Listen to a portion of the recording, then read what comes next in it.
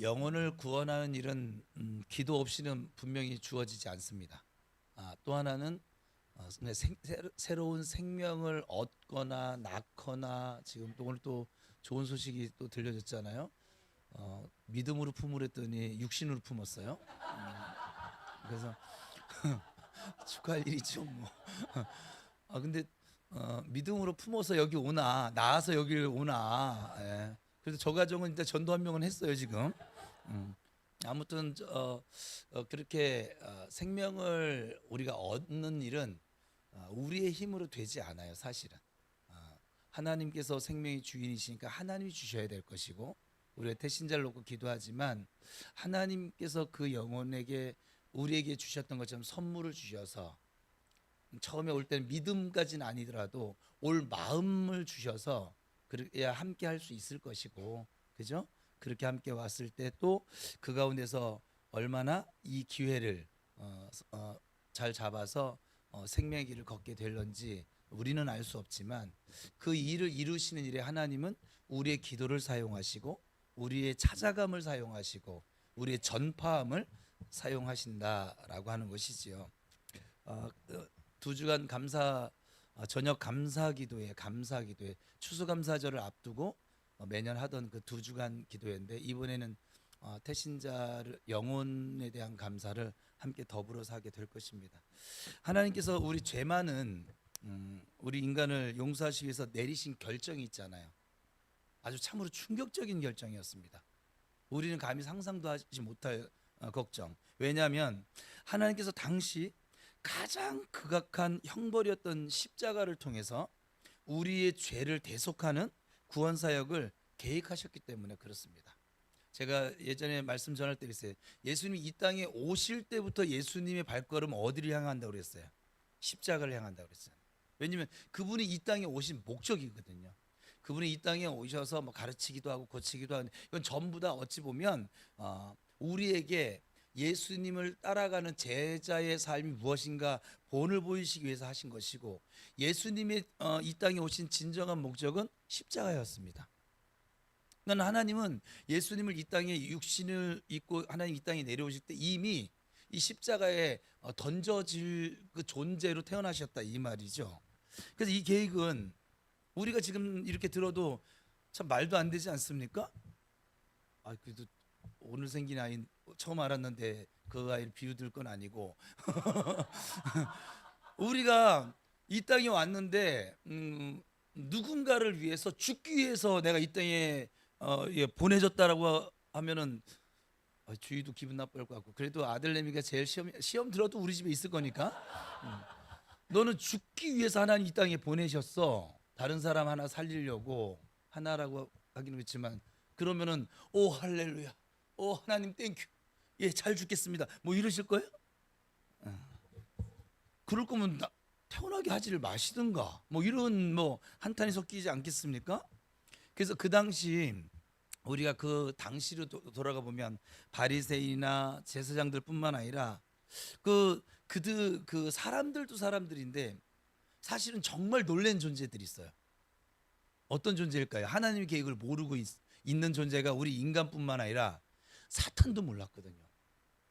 사탄과 이 마귀들도 전혀 예상하지 못했던 이 하나님의 특별한 계획과 섭리가 바로 십자가였습니다.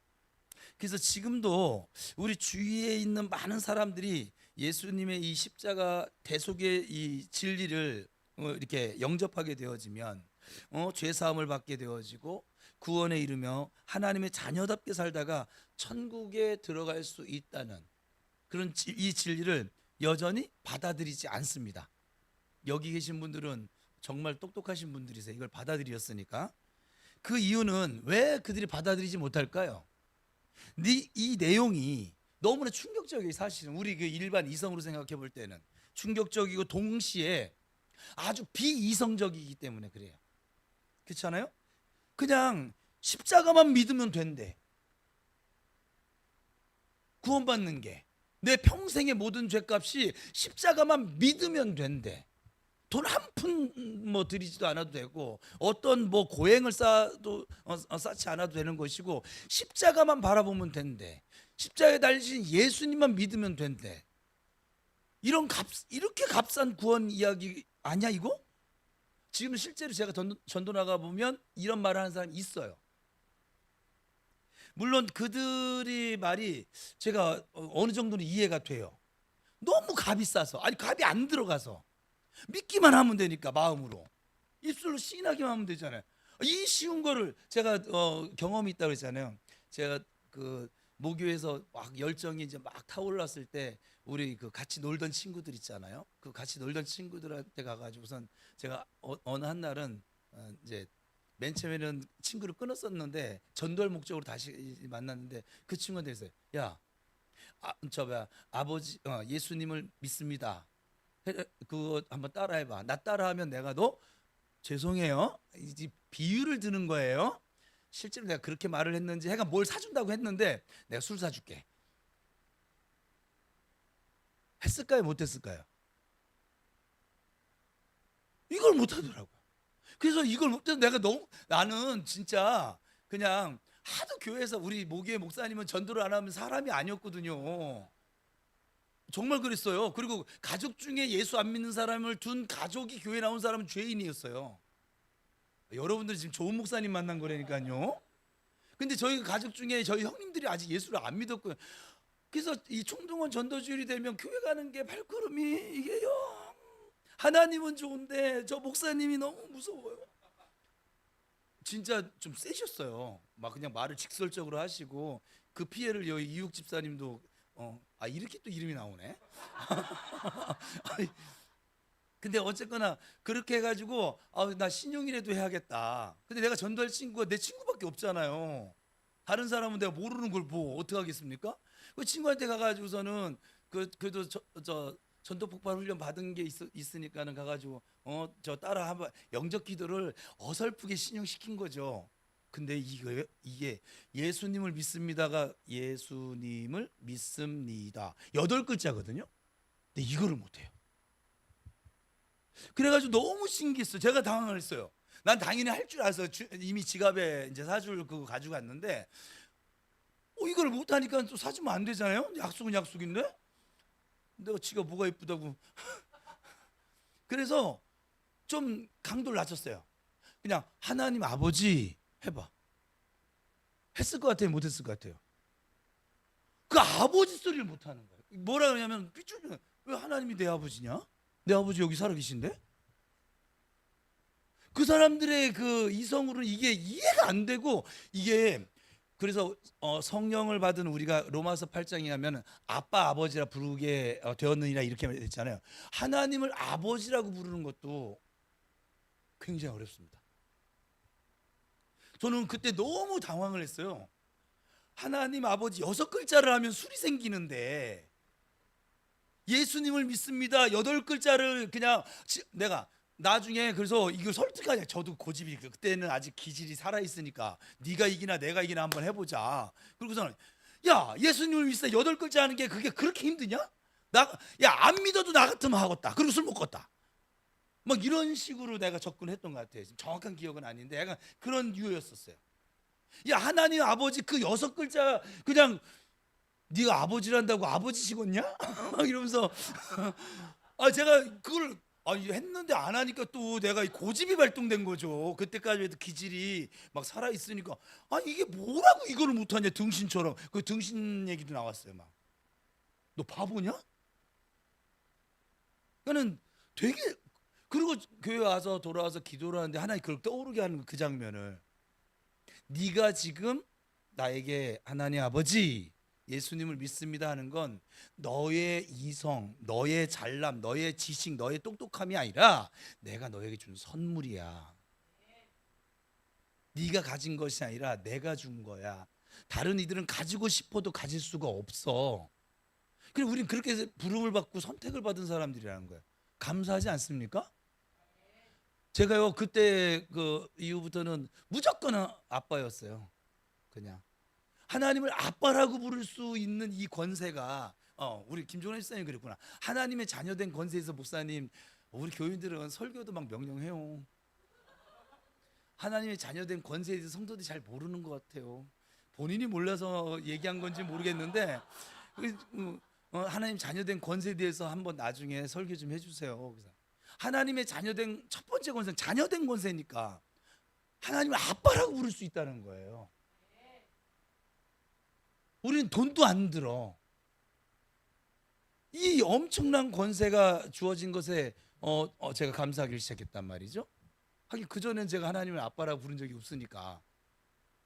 그래서 이 세상 사람들이 이러한 일들이 이해가 되지 않는 것도 이해가 되어지긴 해요. 저는 예수를 안 믿고 산 세월이 20년이 좀 넘어가니까 그들의 그 마음이 맨 처음에 이 친구한테는 난 그냥 순전히 지식으로, 지금처럼 영이 아니라 지식으로, 그리고 글자로 이거를 못할까? 그러니까 그랬는데 지금 생각해 보니 이거는 못하는 게 아니라 안 되는 거였었어요.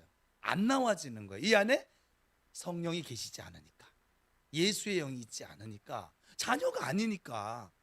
그래서 이걸 할 수가 없는. 여러분, 김수환 집사님 옆에 사람이 10만 원, 옆에 사람 말고 이웃집이 10만 원 주니까 나한테 아빠라고 불러봐 하면 부르겠어요?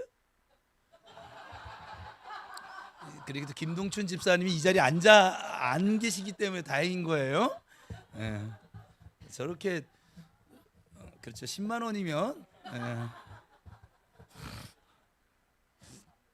야, 아빠란 값어치가 10만 원이구나. 갑자기 아빠로서 굉장히 지금 씁쓸함을 가지게 됩니다. 예. 그래서 여러분, 사실은 기독교 모든 진리는요, 역설이에요. 여러분 생각을 한번 해보세요. 기독교 진리가 우리의 이성으로 이해되는 진리가 사실은 한 가지도 없어요. 우리를 살리기 위해서 십자가에 달려 죽으셨다는 것부터 이미 역설이고요.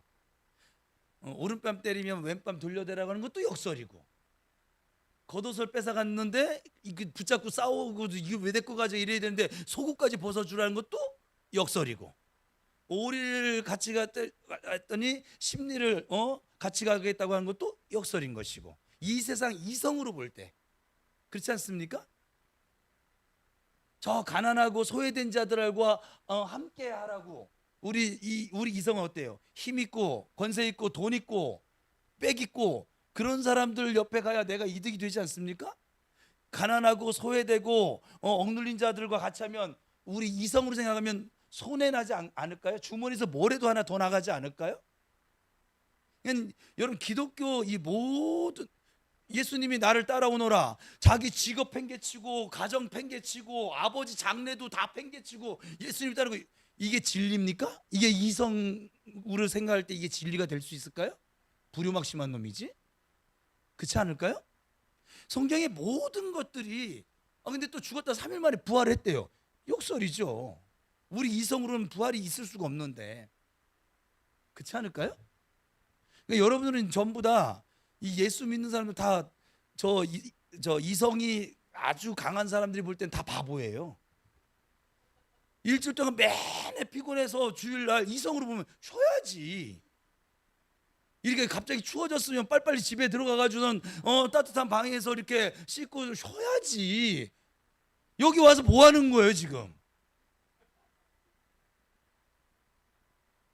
괜히 야단 맞는 것 같은 기분 들어요? 저 사람 바른 우리 사람의 이성을 바르게 지니고 있는 사람들이 볼 때 우린 다 미친 짓을 하고 있는 것이죠. 제가 그래서 예수를 바르게 믿으면 미친놈 소리 한 번은 평생에 한 번은 들어봐야 된다고 했잖아요. 왜냐하면 미쳤거든요. 예수께 미쳤기 때문에 이 역설이 되는 이 진리가 정말 부담 없이 받아들여지고 믿어지고 또 이 말씀을 붙들고 살아갈 수 있는 것이잖아요. 그렇지 않습니까? 옆 사람 한번 보세요. 정상처럼 생겼나?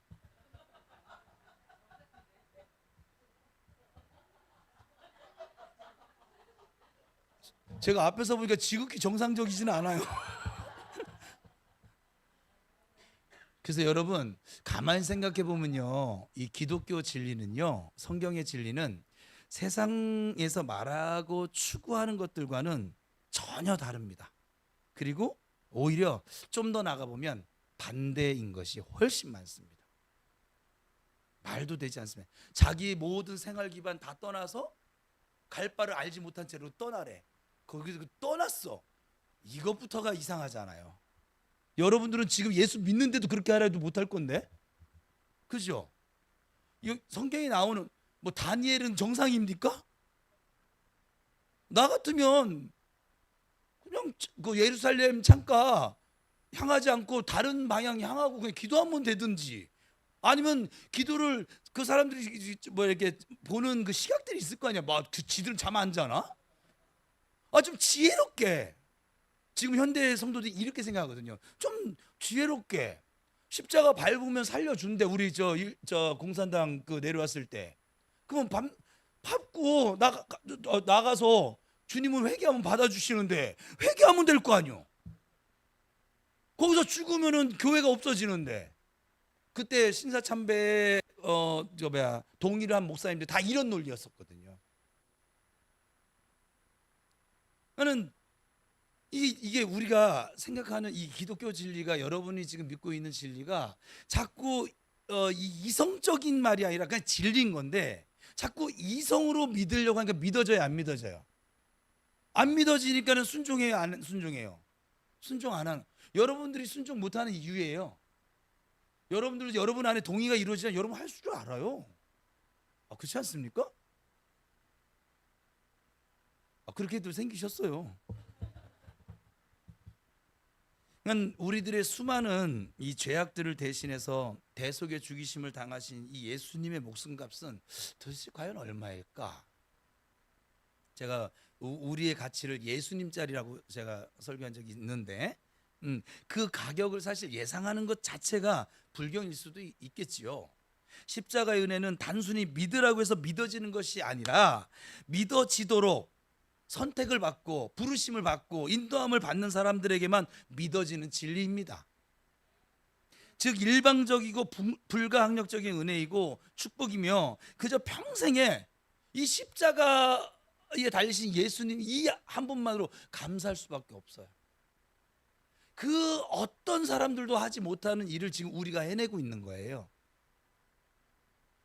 그래서 태어날 때부터 좋은 가문에서 자라고 세상 지식으로 매우 똑똑했던 그 바울 사도는 예수님을 자신의 구주로 영접한 후에 이렇게 고백했잖아요. 오늘 본문인데 2절입니다. 시작.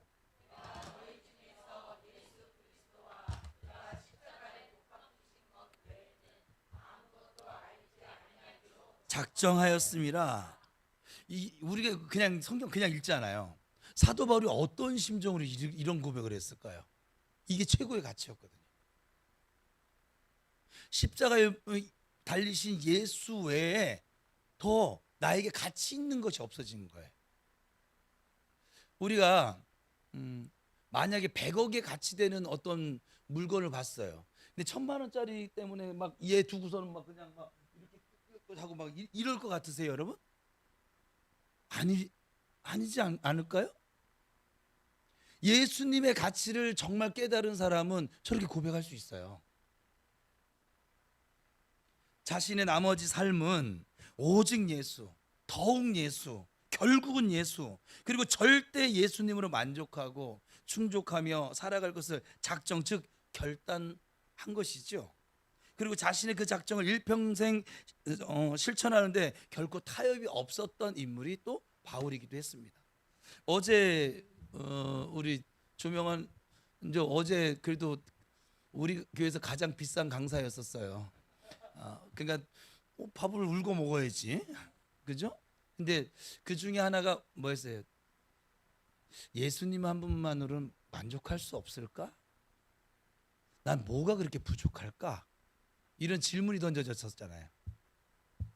여러분은 뭐가 그렇게 부족해요? 예? 여러분 부족하다가 느끼는 것 그 자체가 이미 예수님이 절대 가치가 아닌 거예요. 예수님이 나에게 절대적이면 부족할 게 없어요.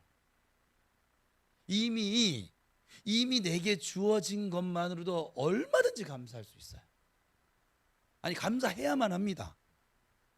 죽었다가 살아났는데 뭘 죽었다가 살려놨더니 돈 보따리 내놓으라고 하는 식의 우리의 신앙이거든요 지금. 그렇지 않습니까? 우리가 예수 믿고 따라가다가 병이 좀 걸렸어요. 그게 하나님 탓입니까? 우리가 육신을 마음껏 그냥 먹고 싶은 거 절제 안 하고 먹고 저기 뭐야 쉬어야 될 때 안 쉬고 과로하고 그리고 마음의 근심과 염려 막 끌어안고 살고 그래서 생긴 병들이잖아요, 전부 다. 그렇지 않습니까? 예수 그리스도 그 한 분만으로도 이미 우리 예수 믿는 사람들의 인생을 이렇게 표현했어요. 덤으로 사는 인생이라고. 어느 집에 갔더니 덤을 이렇게 줬더니 왜 덤을 왜 요만큼밖에 안 줘? 덤을 요만큼 사놓고 덤은 이만큼 줘야 될 거 아니야. 이상한 사람 아닙니까? 여러분들에게 지금 영원한 생명을 좀 줬거든요. 지금 영원히 누릴 수 있는 것을 줬거든요. 죽어도 죽지 못하는 생명을 줬거든요. 그런데 더 달라는 거예요. 계속 뭐가 그렇게 부족한지. 뭐 기도에는 약간 반증식이 들어가니까 좀 세게 들어가면 제가 다른 교회 가면 좀 세게 해요. 여기는 계속 얼굴을 봐야 돼서 못하는 것뿐인데 거기는 한번 보고 알 것이니까 이번에도 가면 세게 할 거예요. 그러니까 뭐가 그렇게 부족해서 뭐가 부족할까요? 지금 하나님이 여러분 데려가시면 그러실 거죠. 저스트 모먼 마라나타 저는 아닙니다. 지금 애는 낳고 가봐야죠. 3년짜리 적금 들었는데 지금 한 달 후면 탑니다. 계속 이러실 거예요. 어때 다리 수술을 한번 받아보고 갑시다. 뭐 이런 거 영혼이 장가가는 건 보고 갑시다. 뭐 이럴 거예요? 뭐가 이렇게 미련이 많을까요? 보세요. 우리가 영생을 얻었다는 확신이 생기잖아요. 그럼 천국에 대한 소망이 생겨지거든요. 저는 정말 천국이 궁금한 사람이에요. 정말로 궁금해요. 제가 성경을 연구하면서 상상력을 막 동원해서 했는데 근데 요번에 지금 2년 넘도록 주님과 계속 대화를 하면서 사역을 해보니까 내가 상상한 것 그래서 중간에 물어봤다고 했잖아요. 주님 천국은 어떻게 생겼어요? 주님의 대답은 말해줘도 몰라. 왜냐면 우리의 이 경험과 우리의 언어, 우리의 이 상상은 그거 꼭 애벌레한테 야 저 하늘 날면 어떤 모양일 것 같아? 어떻게 알겠어요? 할 수가 없어요. 날아봐야 보일 거니까. 그래요, 안 그래요? 제가 이제 비봉산 정상을 우리 유사들하고 청년부들을 다 보내봤어요. 여기 이제 안 갔다 오신 분 권사님들은 다녀오셨어요? 비봉산 정상이 뭔지도 모르죠. 네. 김영자 권사님도 모르시죠. 배 집사님도 모를 것 같고. 네. 지금 강의 끼고 나와서 강들이 몽롱한데 왜 모르는 거 자꾸 물어보나 막 그런 표정이신데 괜찮아요. 오늘 끝까지 있으면 괜찮아요. 오히려 집에 있는 것보다 더 나아지실 거예요. 괜찮아요. 네. 감기 바이러스라 예수님 명령하다 다 죽어버릴지어다. 네. 네. 그래서 이게 뭐냐면 근데 이 비봉산 정상을 다녀오신 분들은 그 정상에 본 풍경들 지금 딱 이렇게만 얘기도 어때요? 상상이 가지죠. 상상이 아니라 떠오르죠. 이 차이예요. 아무리 내가 비봉산 정상 가면 뭐 그 육지인데 뭐 저 다도해 남해 다도해 같은 그런 느낌의 분명히 육지인데 동서남북이 전부 다 물이 흘러서 꼭 섬에 갇혀 있는 것 같은 그런 느낌 이걸 어떻게 이해를 하겠어요? 육지인데 섬이야. 섬이 아니에요. 근데 섬이에요. 그리고 거기는 악어가 출몰하는 지역이 아닌데 악어처럼 생겼어요. 다 모든 게. 그리고 올라가면요 다 표현 못하겠는데 너무 시원해요. 몰라요. 저만 그랬는지 모르겠지만 이게 꼭 그와 같은 거예요. 그래서 이 사도 바울은 예수 그리스도를 믿고 알고 믿게 되어져서 그가 이제 깨달아진 그 천국의 소망, 영생의 기쁨, 그 구원의 감격 이 모든 것들을 그 안에 새겨지니까 이제 예수 외에는 정말 다른 성경에서는 배설물로 여길 수밖에 없는, 돈 있어도 그만, 없어도 그만, 건강 있으면 있는 대로. 그러니까 그가 영으로 살았기 때문에, 그 영이 영원한 생명을 얻는다 했잖아요. 그랬기 때문에 그가 감옥에 복음을 전하다 끌려왔어. 우리 같으면 무조건 에이씨 괜히 전도를 따라가가지고 막 이럴 거란 말이에요. 우리는 하지도 않으면서 어쩌다 한번 해가지고 뭘 하면 이러거든요. 그죠? 아 그래 안 그래요. 그죠? 그런데 사도 바울은 그 안에서 바울과 실라는 찬송을 합니다. 너무 평안하게. 베드로는 너무 평안해서 착고가 풀리는지도 모르고 내 생각에 아마 코도 골면서 잤을 것 같아요. 그냥. 응? 나중에 그걸 어떻게 하냐. 바울과 실라가 옥문이 열렸어요. 착고 풀어졌어요. 그러면 가면 빨리 도망가야 될 거 아니겠어요. 근데 저 도망가지도 않고 어슬렁어슬렁 뭘 할 일이 있는지 아마 주님께 사명을 받은 것 같아. 그리고 간수 만나가지고 간수를 구원하잖아요. 그래서 생겨진 교회가 빌립보 교회라고 제가 설교를 한 적, 사도행전 강의 때. 이해되세요? 여러분 끄덕끄덕하는데 여러분은 그렇게 하실 수 있겠어요? 제가 이렇게 막 목회하다가 어쨌거나 막 국가의 어떤 정책에 의해서 내가 감옥에 끌려가면 여러분들은 사탄아 물러가라 막 하면서 막 이러고서 막 그냥 이러고 있을 거 아니에요. 오 주님 감사합니다. 하나님 찬송합니다. 주여. 뭐 오늘 해간 아우 오랜만에 불러서 나도 지금 가사가 안 떠오르네. 그러니까 어쨌거나 하나님의 어린 양 뭐 나음을 입었도다 막 이러고 있을 것 같으세요? 기도에 마치고 가서 정 목사님 언제 나오시는 거예요? 나올 수는 있을까? 하나님은 지금 뭐 하신다네. 지금 교회가 지금 이렇게 안 그럴 것 같으세요? 제가 겪었던 교회들은 다 그랬습니다. 거기에 감사 없었습니다.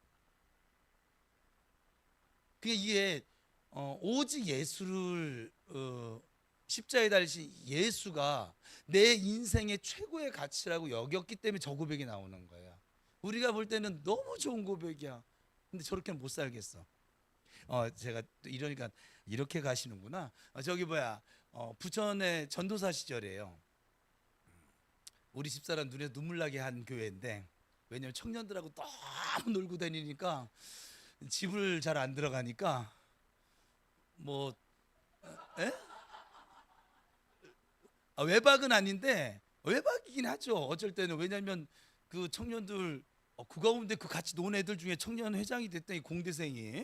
그러니까 이 친구들하고 뭐 당구장 가서 새벽 3시 4시까지 같이 놀아주고 짜장면 사주고, 그리고 뭐 새벽 기도도 펑크 내고 뭐 그냥 막 그래서 권사님들 쿠사리 먹고. 그래도 저는 멈추지 않았어요. 자를 테면 잘라봐라. 난 내 할 일 하겠다. 난 이 영혼 살려야겠다. 그 영혼이 회장 됐다니까요. 그러니까 근데 그때 그렇게 할 때 청년 지금은 사람이 말을 잘해야 돼요. 저 집처럼 잘해야 되는데, 그 중에 하나 좀 뭐 이름 되면 여기 같이 있던 사람 알겠는데, 이지혜란 청년이 있었어요. 이 친구는 찬양을요 우리 정관사보다 더 잘해요. 사실은 성대가, 얘는 목신거를 1년 내내 한 번도 본 적이 없어요. 근데 저는 목이 이렇게 잘 쉬니까 유리성대라서. 근데 그러면 이 친구 보고 네가 그냥 내가 해간 중간에 멈추지만 너는 계속 나가거라. 우리 정간사는 쉬었다 가다 해. 지가 컨트롤하는데 여기 컨트롤도 없어. 그냥. 근데 이 목청도 어마어마하게 좋습니다. 얘가 찬양을 하면 다 알아. 하여간 그냥 그 정도로 목청 좋은데 노래도 잘해. 그리고 소리도 좋고. 그런데 이 친구가 저를 쫓아내려고 회의를 열었어요. 청년 그 교회가 그래요. 당회가 그러니까는 교회 흐름대로 그렇게 가더라고. 그렇게 열더니 그 친구가 나중에 이제 은혜를 받아가지고 이제 막 제 오른팔 왼팔 된 양. 항상 저를 미워했던 사람 다 내 오른팔 되더라고. 나는 박 권사님은 자꾸 절 미워해 주세요. 그래야 오른팔 되지. 응? 그러니까 저기 뭐야. 이 친구가 나중에 한 이제 3년째 될 텐데 가만히 이렇게 보더니 그러는 거예요. 뭐하다 그런 얘기 나오는지. 전도사님, 저는 전도사님으로 우리 정태호 전도사님을 너무 존경하고 사랑하고 좋아합니다. 이러 이거 뜬금없이 이랬더니 그 다음 말이 가고 아니었잖아요. 그런데 정태호 전도사님 사모님으로 살라는 건 전 못 살겠어요. 내가 그래서 참 인간은 이기적이구나 그때 또 깨달았어요. 인간론을 배웠어요. 자기가 전도사님의 희생과 헌신으로 받는 이 은혜와 혜택은 너무 좋은데 사모님은 자기들이 봐도 좀 불쌍한가 봐. 이 과부도 아닌데 과부처럼 지내는 그 맨날 청년들한테 다 돈을 써대는 교회에서 준 거 하나도 없어요. 다 그냥 제 사비로 했었거든. 그걸 보더니 그렇게 얘기해. 그러더니요 그이가 지금 목사님 사모님 돼 있어요. 그래서 내가 그 이후에 목사님 사모님 돼가지고서는 이제 지금 다른 교회 섬기고 있는데 와가지고서 만났는데 그거 쌤통이다. 마음보를 곱게 써야지. 그죠? 그래서 물론 우리들은 이런 생각을 좀 할 때도 있어요. 전능하신 하나님이신데 저도 이제 하나님께 물었던 청년 때 물었던 질문 중에 하나인데 그저 인간들이 크고 많은 죄악들을 보시면서 어느 날 내가 너희들의 과거, 현재, 미래의 모든 죄를 용서하노라. 그럼 이제부터 죄악에서 벗어나 하나님 나의 말씀 안에서 자유만 누리거라. 이렇게 말해 주셔도 되잖아요. 굳이 독생자 예수님을 십자가에서 그토록 처참하게 버리시면서까지 죽이셔야만 했던 것일까? 너무 하나님의 방법이 잔인하지 않은가? 이런 생각을 제가 한 적이 있어요. 그랬더니 제가 청년 사역을 하다 보니까 이런 생각을 하는 성도들이 꽤 있더라고요. 그래서 제가 설교한 것이 십자가에 달리신 예수님, 예수님 이 땅에 오신 목적, 뭐 이런 유로 설교를 할 수밖에 없었던 것이죠. 여러분 그런 생각 안 해보셨어요? 전능하신 하나님이신데 말씀으로 세상을 창조하시네. 말씀으로 용서하시면 되잖아요. 왜 굳이? 그러나 여러분 우리가 알아야 할 것은 아버지 하나님은 사랑의 하나님이신 것이 분명합니다. 그렇지만 동시에 공의의 하나님이시고 심판의 하나님이시라는 것도 분명합니다. 이 두 속성, 전혀 반대되는 이 동전의 양면 같은 속성을 그래서 예수님께서 십자가에 달리시고 나서 모든 걸 마치고선 다 이루었다가 그 측면이 공의적인 측면을 완성하셨다는 거예요. 죄의 싹은 사망이라고 하는. 세상의 모든 죄들도 결국 대법원까지 가서 최종적으로 심판을 받는 것처럼 우리들의 죄의 싹은 결국 사망이거든요. 영벌입니다. 결국 지옥일 뿐입니다. 그 이유는 이 세상에 의인은 단 한 사람도 없기 때문에 그렇습니다. 근데 사람들은 누구는 저 사람 참 성인 같아. 저런 사람은 법 없이 살 것 같아. 또 반대로 누구에게는 귀신은 뭐하나 뭐나 저런 놈 안 잡아가고 뭐 이런 사람도 있잖아요. 그렇게 말할 때 있잖아요. 그렇지만 하나님께서 보실 때는 우리가 법 없이 살 것 같다고 하는 사람이나 저런 사람은 귀신은 뭐하나 안 데려가나 그렇게 표현받는 사람이 다 똑같이 죄인이라 이 말이에요. 도토리 키재기일 뿐입니다. 그런 우리들의 안타깝고 절망적인 상태를 긍휼히 보시던 하나님께서 아주 충격적인 결정을 내리신 것이죠. 그건 죄 없으신 독생자 예수 그리스도를 죄 많은 우리의 모든 죄를 대신 지시고 십자가에서 대속의 죽임을 당하도록 내버려 두시는 거예요. 그래서 예수님이 있어요. 어찌하여 나를 버리시나이까. 그러니까 십자가에 달리신 건 하나님이 버리신 거예요. 아마도 지금 이 자리에 계시는 여러분들 가운데 하나님처럼 자신의 하나뿐인 아들을 일면식도 모르는, 일명식도 없는 그 사형수를 대신해서, 그것도 일반 사람도 아니고 기꺼이 내어줄 사람 한번 손 들어봐요. 없네요.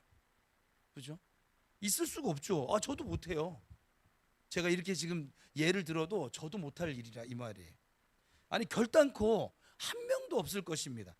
만약에 제가 그거를 꼭 해야 된다 하면 내가 대신 죽겠어요. 우리 딸이나 아들 죽음의 자리를 내몰지 않을 것이고. 그래서 오직 더욱 결국 절대 우리에게는 예수님이 십자가뿐인 줄 믿습니다. 그러므로 우리 성도들에게 그 어떤 단어로도 표현할 수 없는 아주 충격적인 기쁨인 것이고, 십자가는 최고의 감사의 좋은 소식입니다. 오직 십자가가 우리에게 그 기쁨이요 감사의 좋은 소식이 되는 줄 믿습니다. 그래서 알리스터 맥그레 교수님, 이 교수님 전 잘 몰라요. 지금 책에서 그렇게 말을 하고 있으니까 지금 이건 소개를 하는 거예요. 저는 뭐 모르는 거 모른다고 해요. 만난 적이 없어. 전화 통화를 한 번 한 적이 없어. 기도도 한 번 해준 적이 없어. 그 이분이 나한테 뭐 안수를 해준 적도 없어요. 근데 이분이 이런 말을 해요. 기독교적인 것과 그리고 그렇지 않은 것 사이를 가늠하는 기준은 오직 예수 그리스도의 십자가입니다. 그러니까 무엇이 기독교적인 것인가, 무엇이 기독교인가, 무엇이 신앙이고 믿음인가, 십자가입니다. 그 기준은 우리의 영원한 자격은 십자가에 달리신 예수 그리스도십니다. 우리가 기도할 수 있는 근거도 오직 십자가에 달리신 예수 그리스도십니다. 우리가 누군가를 섬기고 사랑해야 된다면 그 모든 원인도 예수 그리스도의 십자가입니다. 이걸 명심하시기 바랍니다. 그래서 이 교수의 이 말씀을 좀 더 해석하자면, 그 사람이 성도인가 아닌가의 구분은 예수님이 십자가를 통해서 자신을 구원하신다는 이 진리를 받아들이느냐, 받아들인 사람이 성도인 것이고 받아들이지 않은 사람은 비성도인 것이고. 여러분은 성도이시죠? 예수님께서는 지금도 우리들에게 이렇게 말씀하십니다. 십자가를 통과한 거룩한 두려움을 소유하는 것이 신앙이다. 그래서 제가 사역을 하다 보니까 제가 요즘은 이렇게 물어요. 처음 우리 지금 태신자나 전도 대상자 이분들을 물어볼 때, 제가 중간에 상담할 때도 제일 먼저 묻는, 그에게는 예수가 있어요? 아니, 없어. 교회를 10년이나 다녔다는데요?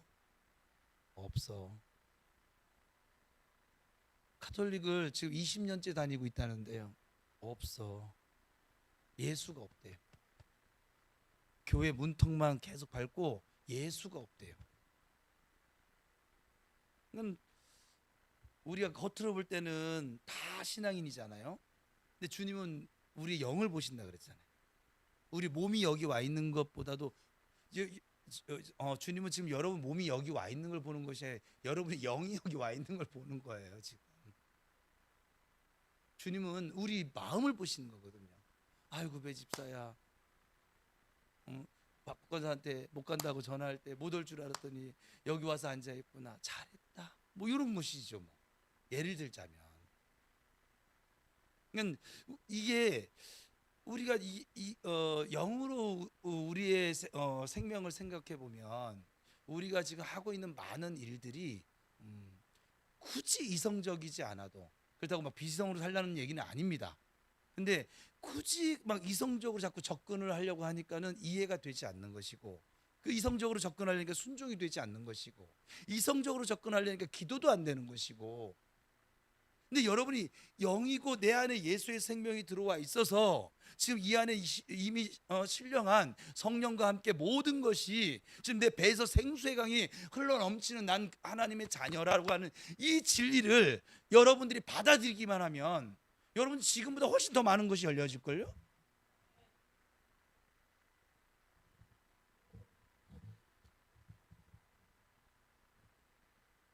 오직 십자가 예수님께 무한히 감사하는 것만이 우리가 이 땅을 살아가는 것 동안뿐만 아니라 내세에도 진정한 영원한 복이 되는 신앙이라고 주님은 말씀하고 계십니다.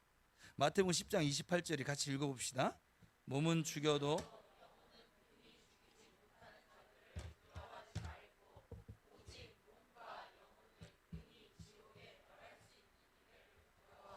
정말 우리가 두려워할 것이 있다고 하면 어떤 건강이라든지 돈 없음이라든지 아니면 어떤 막 심각한 문제라든지 그것이 아니라 오직 한번 여호와 하나님을 두려워해야죠. 왜냐하면 생명을 주관하시는 분이시니까.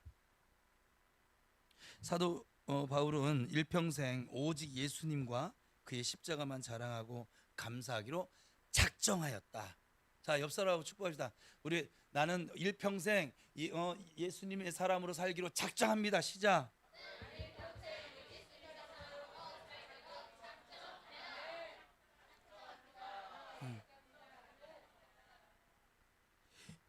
여러 가지 힘들고 어려운 일이 생겨질지라도 여러분 괜찮아요.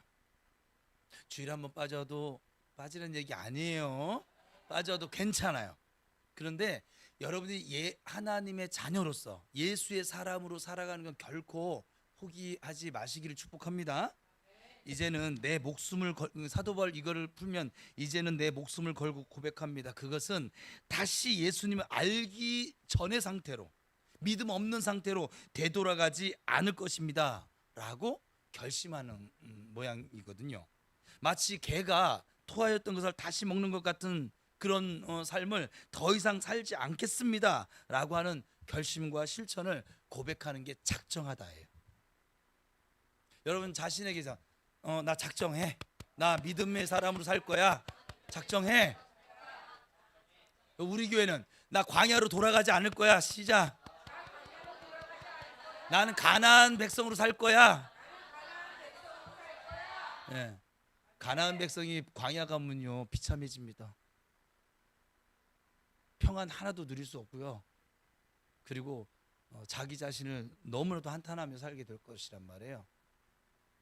그 이유는 아무리 노력하고 우리가 절제하며 인내하고 고난을 겪는다 해도 결코 온전히 용서받을 수 없었던 자신의 이 죄악을 대속하기 위해서 이 땅에 오신 예수님과 또 예수님이 십자가에 대한 무한한 감사 때문이에요. 다른 이유 없어요.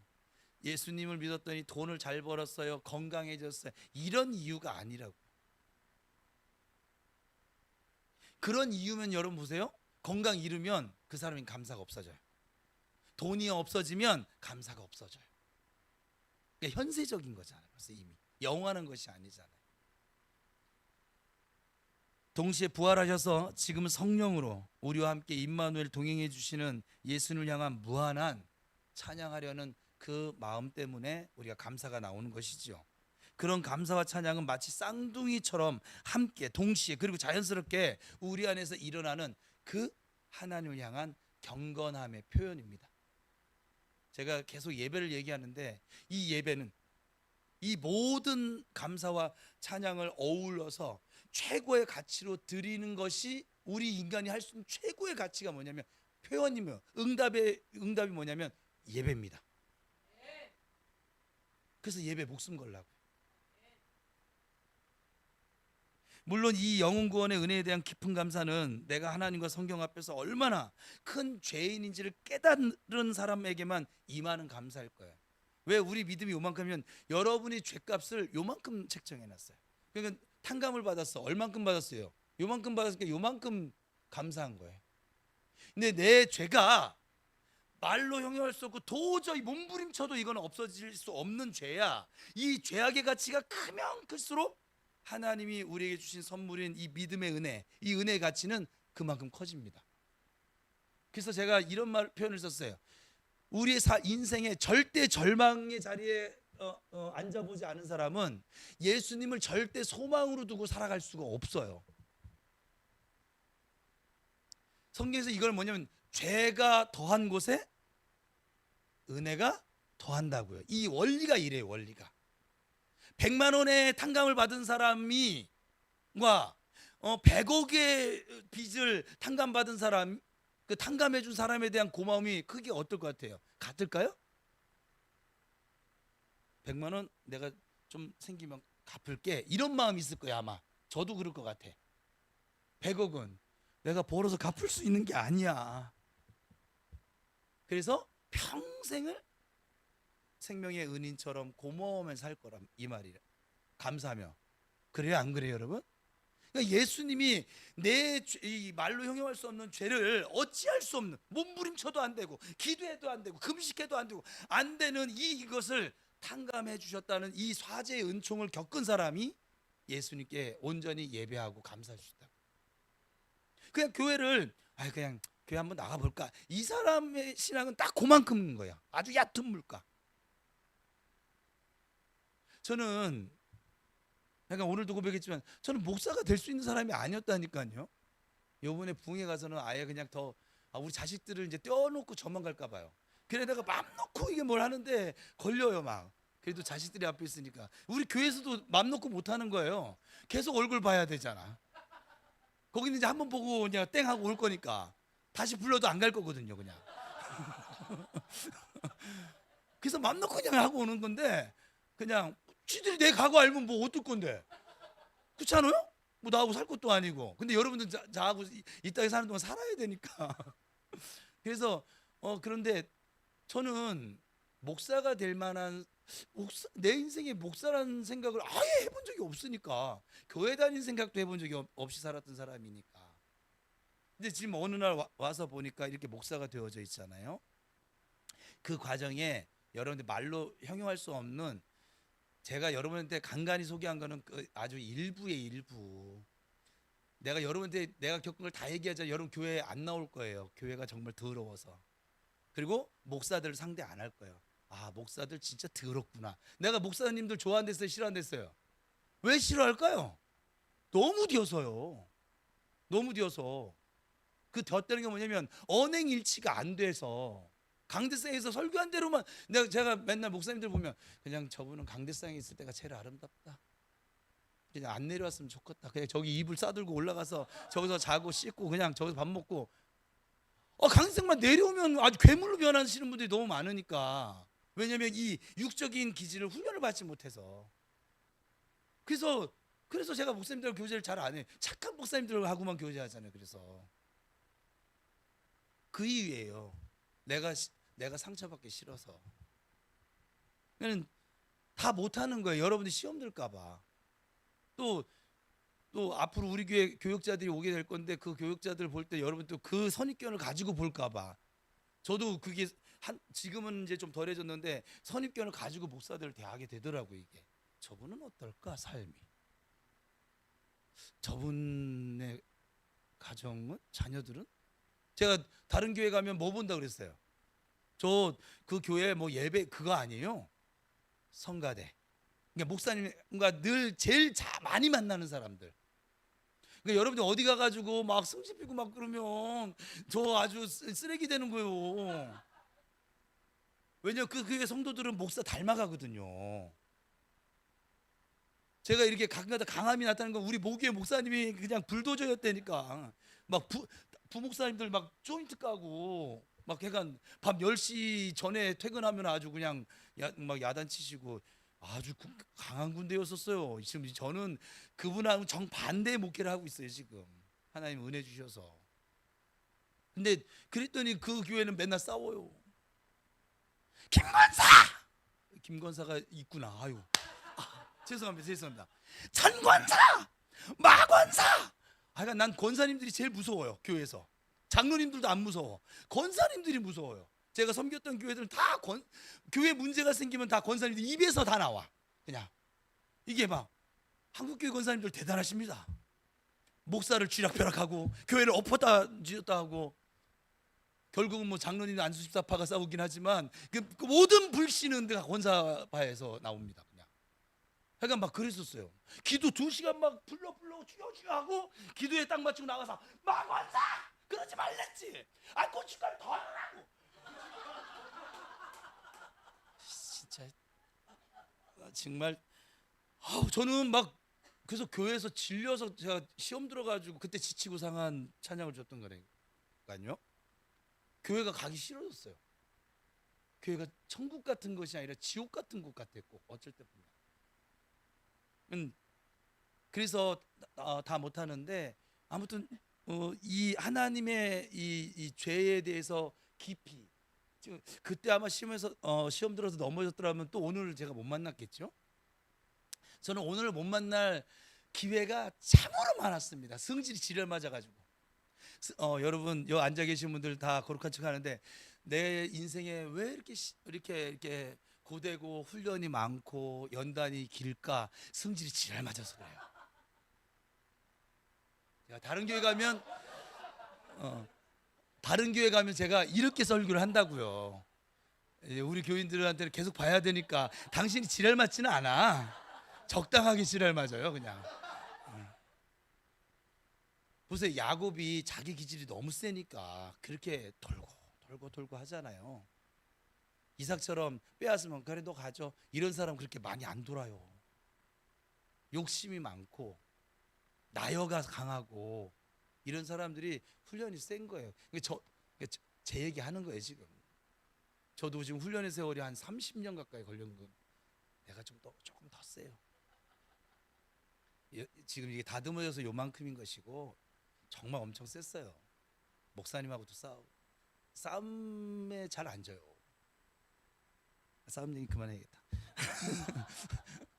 그래서 우리의 삶에 이 내가 그럴 수 없는, 받을 수 없는, 누릴 수 없는 은혜를 내가 받은 걸, 이걸 깨달은 사람은 신앙생활을 그냥 그렇게 얕은 물가처럼 그냥 뭐 첨벙첨벙 막 그냥 지멋대로 떠돌아다니면서 그렇게 할 방법이 없는 것이죠. 주님의 은혜가 내 무릎을 감싸고, 어떤 이는 허리를 감싸고, 그 에스겔의 말씀대로 하면 어떤 이는 헤엄칠 정도로 은혜 강물이 넘쳐나서, 이건 넘치면 여러분 가고자 하는 방향을 못 가요. 물 흐름대로 가는 것이지 허리만 차도 내 맘대로 못 가요. 그렇지 않습니까? 근데 우리가 깨달은 은혜가 발목밖에 안 찼어. 첨벙첨벙 막 그냥 사방근데 자기가 뭐 가고 싶은 대로 가고 하고 싶은 대로 하고, 그렇지 않겠습니까?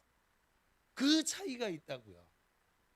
저는 이 강단으로부터 계속 지금 은혜 강물이 흘러가고 있는데, 여러분들에게 차 있는 그 은혜가 무릎 차기를 축복합니다. 또 무릎 있는 분은 허리까지 차기를 축복합니다. 또 헤엄치지 못할 강이 되기를 축복합니다. 이러면 또 속으로 이런 사람이 있어요. 아직도 나여가 살아있는 사람, 나 수영 못하는데. 그 얘기가 아니잖아요. 약간 정말.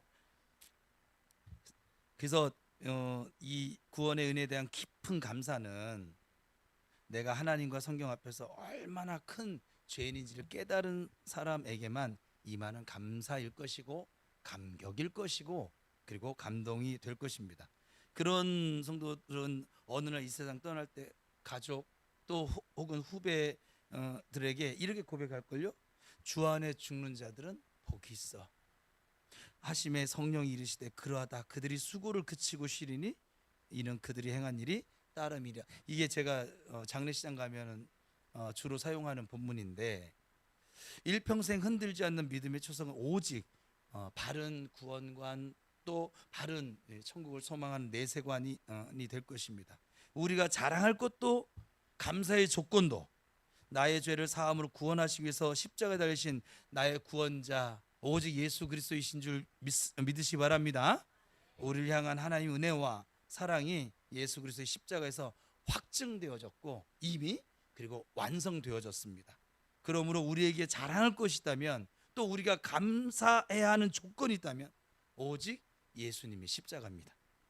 우리 모두 이 예수 그리스도의 십자가를 자랑하시고 감사하며 살아가시고 또 감사하실 수 있는 이번 기도회가 되기를 축복합니다. 이번 저녁 감사 기간 동안에 이 예수 그리스도의 십자가의 은혜가 회복되어져서 하나님의 은혜와 사랑에 대한 감사가 다시 불릴 때 일어나는 우리 모두가 될 수 있기를 주님의 이름으로 축원합니다. 함께 기도합시다. 지금 한 10분 정도만 그 기도회로 모였으니까 더 기도해 주실 때요. 제가 원래 30분의 설교를 마치려고 했는데 이상하게 많이 나가서 그런데 이 기도회는 8시 30분까지 제가 설교를 마치려고 노력을 할 것이고요. 지금 오늘 첫날이라서 좀 더 축복했어요. 그래서 9시까지 한 30분 가까이는 좀 충분히 기도하고 돌아갈 수 있는 그렇게 시스템을 생각을 했는데, 지금 이제 50분이 조금 안 됐어요. 오늘 더 하실 분 더 하셔도 되고, 지금 날씨가 추워서 차량이 필요하신 분들은 또 너무 늦게 기도하세요. 자, 함께 기도합시다. 저 앞에 첫 번째는 오늘 말씀을 시간에 지금 들려진 것이 뭐 제가 지금 예상치 못한 여러 가지 나갔는데, 같이 생각나게 하시는 말씀을 붙들고, 그래서 감사가 회복되는 이번 추수감사절 지금 2주간 감사기도니까. 두 번째는 새 생명 전도 축제를 위해서 이제 축제 주일이 다가오고 환영 주일이 다가오는데 축제 주일도 중요하고 환영 주일도 중요합니다. 그리고 영혼 사랑으로 하나님 나라가 확장되는 새생명 전도 축제가 되기를 위해서 그냥 단순히 막 이 사람 무조건 끌고 가 그게 아니에요. 영혼을 사랑하셔야 돼요.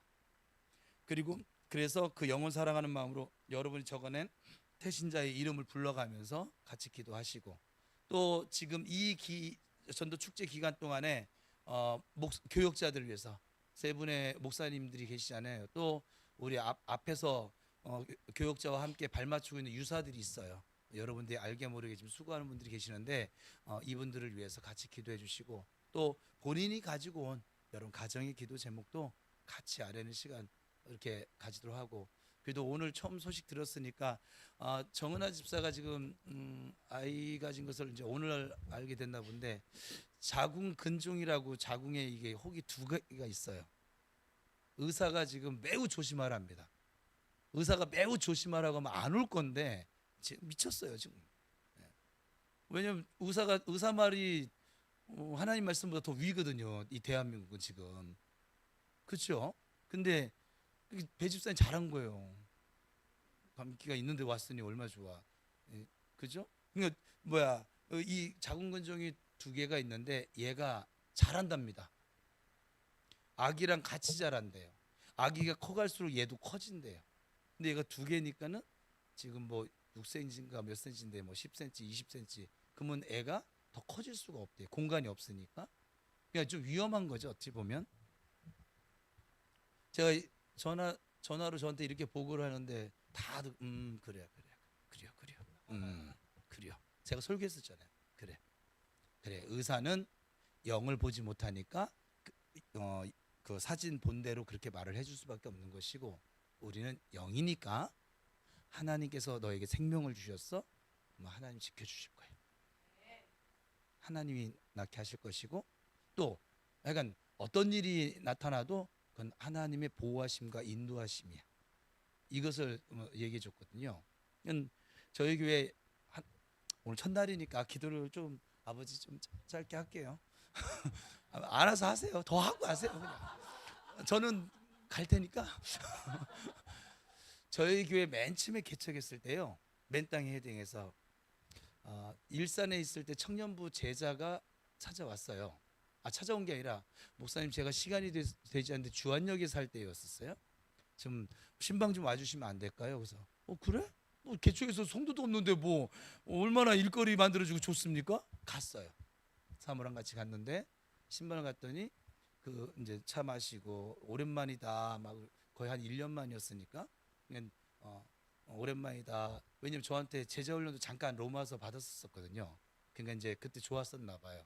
그 남편이 믿음이 별로 없었었는데 같이 와서 저한테 붙잡혀가지고 또 제자 훈련 했으니까. 근데 아기를 가지고 싶은데 아기를 가질 수 없는 몸이라고 병원에서 아기를 가질 수 없는 몸이고 아기를 가진다 하더라도 그 아기가 위험하다고 의사한테 이 말을 들어놓는 거죠. 아기가 생기지도 않지만 근데 그 집에 그 아들 하나야. 시어머니랑 같이 살고 있었는데 가까이 시어머니는 손주를 보고 싶은 거야. 그러니까 이 집에는 문제는 뭐예요? 가나오는 자체에 포도주가 없는 것 같은 문제잖아 이게. 그죠?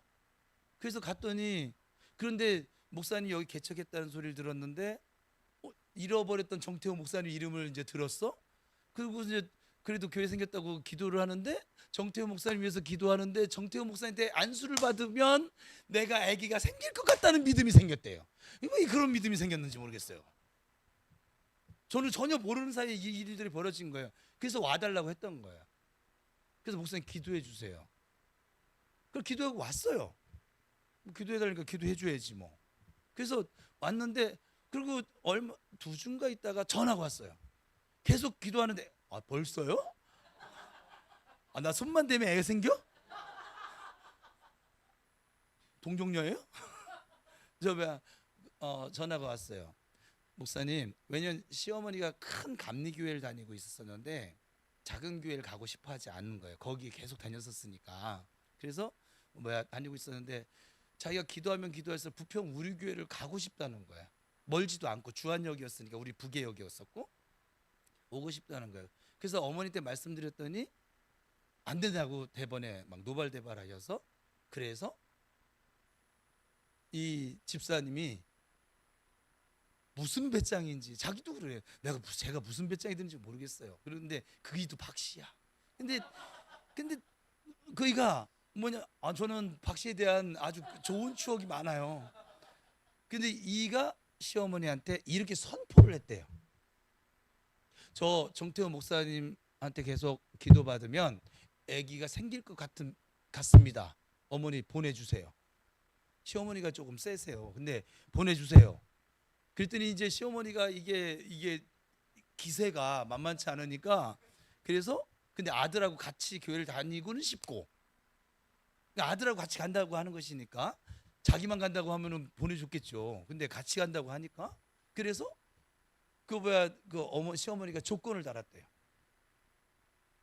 너 2달만 다녀보고 그 사이에 애가 안 생기면 너 돌아와. 그래서 이 집사님도 그렇게 할게요. 그리고 우리 교회 왔어요. 어우, 이 얘기를 듣는데 제가 어떻게 이렇게 가슴이 벌렁벌렁.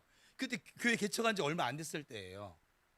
맨 처음에 개척해서 시스템이 없을 때 그 과정에서, 그래서 저 믹서기하고 이렇게 좀 시스템을 또 봉헌하기도 했었어요. 앰프하고 아무것도 없었을 때. 근데 그 2달 사이에 어떤 일이 벌어졌을까요? 애가 생겼어요. 그래서 시어머니도 우리 교회로 와서 예배를 몇 번을 드렸어요. 평생 수건이 불려졌으니까. 근데 애가 생겼는데 산딸이 다 안 됐는데 양수가, 거기도 이제 자궁이 조금 약하다는 평가가 있었어요. 아기를 못 가질 몸이라고 했어요. 생겨도 위험하다고 했으니까. 근데 양수가 중간에 조금 미리 이제 목사님 이거 양수가 좀 약하다고 의사가 지금 그럼 조심은 해. 육체를 조심은 해. 그리고 가서 기도해주고. 그랬더니 이제 양수가 조금 미리 터졌어요. 터져서 산부인과 가가지고 애를 무사히 첫째를 낳습니다. 시어머니가 너무 좋아하죠. 막 이건 눈에 넣어도 안 아픈 손녀, 첫째가 손녀였는데, 근데 손녀를 낳고 나니까 시어머니 어때요? 손자를 보고 싶은 거지. 근데 이 자궁이 약한 이 여인이 그 다음에 연년생으로 또 애를 가졌어. 그래서 그 시어머니한테는 전 능력 있는 종이에요. 제가 낳게 한 게 아닌데. 근데 제가 부교역자 때도 10년 동안 성남에 있을 때인데 애를 갖지 못하는데 뭐 갑자기 그런 믿음도 아닌데 특별 새벽 기도를 한다고 해서 하실 수 있겠어요? 그랬더니 신방을 갔더니, 신방아 달래서 갔더니 그 얘기를 하는 거예요. 아기가 그렇게 노력을 해도 10년 동안 아기가 안 생겨요. 근데 저희가 더 이상은 기다릴 수가 없어요. 지금만 해도, 지금 나이 먹은 사람들 막 하는데 그때만 해도 그렇지 않았거든요. 저는 그렇게 하는데, 그래요? 근데 거기 신방 가서 하나님의 마음, 그때 성령 사역할 때거든요. 하나님의 마음을 구하고 있는데 저한테 믿음이 왔어. 그래서 그러면 저 기도해서 아기가 생기면 열심히 할 거예요? 그때는 제가 좀 셌어요. 막 조건 걸고 막 그랬거든요. 지금 여러분한테 안 해서 그러지. 저가 열심히 할 거예요. 아기만 생긴다면 뭐든지 하죠. 근데 뭐든지 애 낳고 안 하더라고. 근데 약간 애 낳고 벌써 애 낳은 거 얘기했네. 애가 생겼어요. 제가 지금 쭉 돌아봤더니 그래서 저한테 다산의 복이 있나 봐. 이게 애기 못 갖는 가정에 또 이러다 또 애기 못 갖는 가정 다 데리고 온다. 데리고 오세요. 뭐 나야 기도하는 것뿐인데 뭘 생기게 하는 건 하나님이 하시려고. 그동안 제가 사역을 돌아왔더니 아기를 가지지 못하는 가정을 위해서 제가 기도한 가정에 모두 한 가정도 빠지지 다 아기가 생겼어요. 그래서 담임 목사님들이 싫어해요. 싫어한다고. 박 목사님 기도하지 마세요 그런 거. 내가 싫어할지도 몰라. 그래서 여러분들이 지금 이 얘기 왜 했냐면 정은아 집사가 의사에게 지금 심각한 얘기를 듣고 왔어요. 내가 아주 전화로 보고를 받는데 그냥 1절만 하지 뭐 이렇게 2절 3절까지 다 하냐. 왜냐면 의사가 하는 소리가 내가 무시는 안 하는데 저한테는 그게 영향이 1도 없거든요. 지금 감기도 저한테 1도 영향이 없어요. 네. 저는 감기 안 걸려. 와요 왔다가 지가 나가지. 못 견디고 말씀에 검을 휘둘러 봐요. 나간다니까. 예, 바이러스가 못 견뎌요. 우리 교회 코로나도 여기 못 들어와요. 우리 그것도 할 얘기가 많은데 아무튼 부흥회가 아니니까.